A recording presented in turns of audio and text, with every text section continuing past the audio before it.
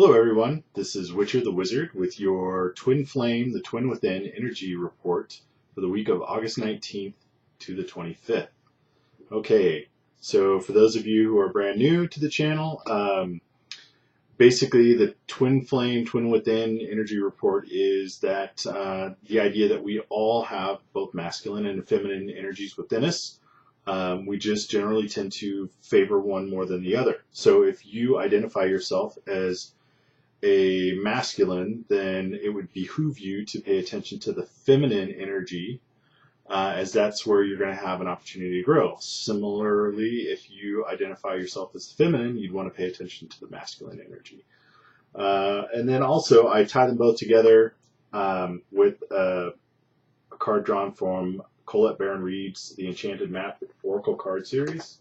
I really like that series a lot, and I think it works really great with what I'm doing here. So, diving right in, the feminine energy for this week that I got was the Three of Wands in reverse. Three of Wands in reverse. So the Three of Wands, for myself at least, the Three of Wands is really, well, if the Ace of Wands is an new inspiration, a new idea, and the Two of Wands is taking that inspirational idea and getting the initiative to move it into action, then the Three of Wands is the planning and preparing part, right? So you've got your new idea, you're inspired, you got this new idea, you actually take initiative, you start doing something with it instead of just letting it roll around in your head. And then you have to, well, that's the Two of Wands is the planning part. And the Three of Wands is the actual preparation for your plans. How are you going to get ready to actually do what you're planning to do? So Three of Wands in reverse indicates that there's either a lack of preparation or, boy, I hate this part, we're being, we're procrastinating. Yeah. So, and I hate to say that because procrastination is one of my biggest weaknesses. It really is. And I think, someone once said that procrastination is your mind's attempt to avoid the pain of failure. Pain, the disappointment that comes when you try and do something and you don't succeed, and it just, it hurts. That failure hurts. So if you procrastinate, you're pushing off the possibility. The problem with procrastination is that procrastination itself creates pain. It's the pain of never having tried. You're still failing, right? You're still failing. You're still failing because you never did it. You're actually, you got the idea. You thought, boy, this would be great if I did this. You even kind of have like a little plan whipped up in your head. And then you get to the point where you say, ooh, but if I do that and it doesn't work out, I'm just going to be disappointed and it's going to hurt.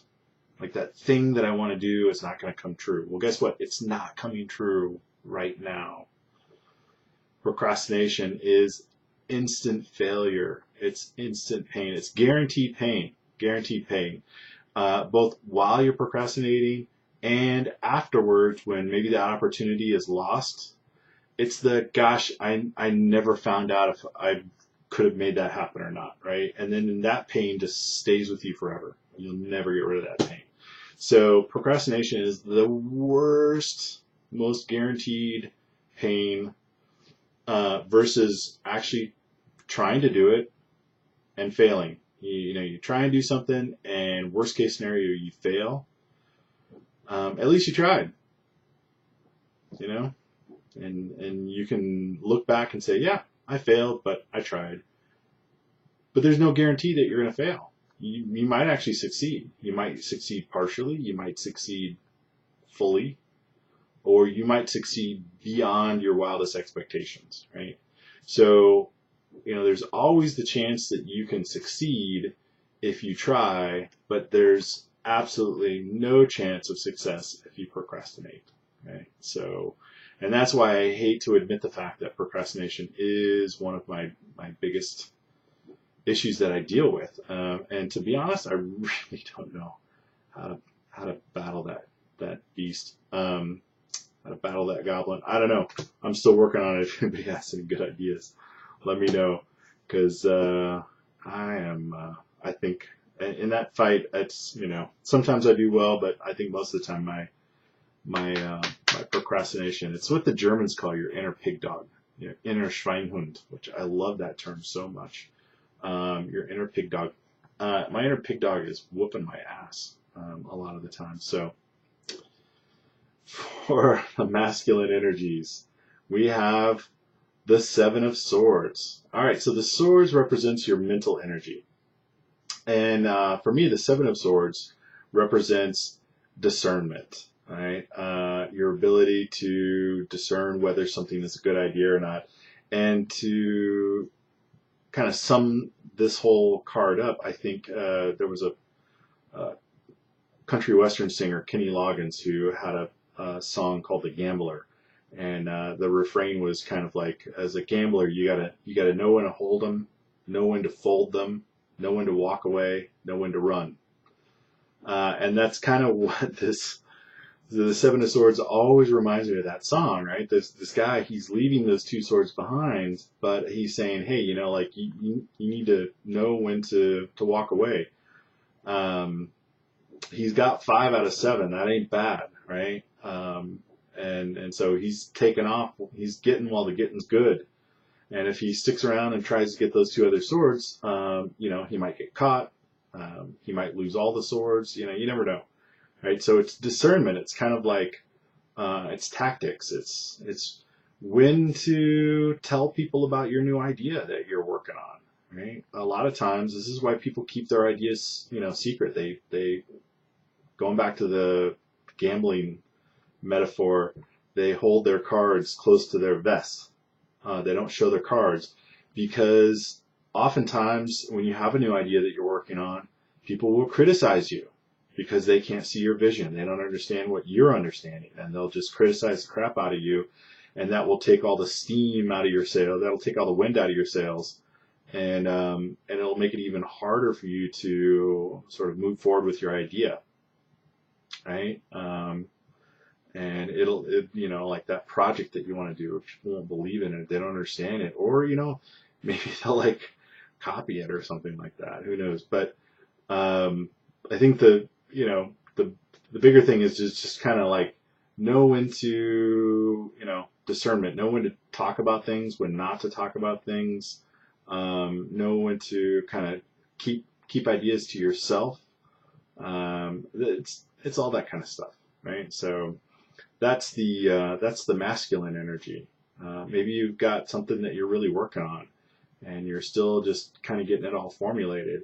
And even if people don't criticize your idea, maybe they'll just start throwing in all kinds of ideas of their own, which is it's never a bad thing, except for when you don't have your ideas kind of fully formulated and you just get really confused, right? So maybe you want to get your idea just really well defined, and then when you present it to other people and they start pitching, in their ideas and their suggestions, you'll be able to receive all of those ideas and suggestions within the framework of, your idea that you've fully developed. So you know exactly how to fit things in, and it won't be messy, it won't be mentally messy. Or if they do criticize, then you can kind of, you'll be ready to speak to that criticism and say, well, that's a good point that you made. However, here's why I think it's not valid, that kind of thing. So discernment, yeah. There you go. And I think also it goes a long ways with knowing who to trust, knowing when, what's appropriate to tell other people and what's not appropriate to tell other people, that sort of thing. So always good. Seven of Swords, discernment. So I think that kind of goes well with the procrastination card. When can we kind of take a look at ourselves and see when we've got an idea that we're trying to move forward on, and sometimes we're creating procrastination. We don't even realize it. we're getting ahead of ourselves. We're making our plans too big, too complicated, and instead of actually just staying simple and moving forward, because it's like big and complicated, we're just stuck in the planning phase and we never get to the actual doing phase. So, keep it simple, move forward in small increments, and don't create reasons for yourself to stay stuck in the planning phase. And then the oracle card that I got was Goblins in Reverse. Goblins in Reverse. All right, and as usual, I'll show that to you upright. I love the artwork on these cards. Goblins in Reverse. So I'm going to read that for you. All right, Goblins. Fear is an illusion. Choose love today. Forgive yourself and others. I like how that starts out. All right, in the reverse. It's often difficult to deal with someone else's issues because they impact your own. No one is perfect, but in this case, you're particularly vulnerable to being manipulated. Don't take this world personally. When the Goblin cards arrives reversed, it's a sign to step back with detachment. Don't let other people's stuff lead you into reacting from an old wound. Love yourself unconditionally, set boundaries, and your goblins will fall asleep. Love is the only answer. Well, I love that. That's a great, I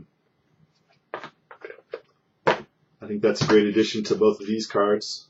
Right? So, know when to detach yourself from other people's issues, and that fear is an illusion. Don't let your goblins talk you into procrastinating on your good idea. And if somebody else has an issue with something, use your discernment and detach yourself from their issues. Don't allow yourself to get tangled up in somebody else's blues. So that's it for the week. I hope you guys are having a great Sunday, and I hope you have a really good week and a good full moon. There's a full moon coming up this week. So have an excellent week, and I will see you later. Bye.